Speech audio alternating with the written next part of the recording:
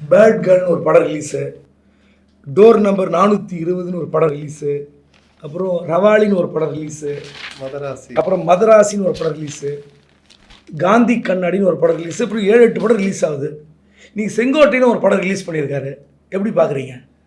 ஒரு நகைச்சுவைக்காகவோ யதார்த்தமாகவோ நீங்கள் அதை படம்ன்ற பட்டியலில் செங்கோட்டனுடைய உணர்வுகளை சொல்லியிருக்கீங்க. நான் கிண்டல் பண்ணதான் நினைக்கல.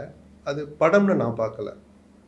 ஒரு வேதனையும் வலியும் கலந்த உணர்வுன்னு தான் நான் பார்ப்பேன். இத்தனை தோல்விகளுக்கு காரணமான எடப்பாடி பழனிசாமி இனிமேலும் அந்த பதவியில் நீடிக்கக்கூடாது, பொதுச்செயலாளர் பதவியிலிருந்து விலக வேண்டும், அவருக்கு நான் 10 நாள் கெடு விதிக்கிறேன் அப்படின்னா அது கட்சி கட்டுப்பாட்டை மீறின செயல் நீங்கள் எடுத்துக்கலாம். அவர் ஒரு கழகத்துக்கு தயாராகிட்டார்னு எடுத்துக்கலாம்.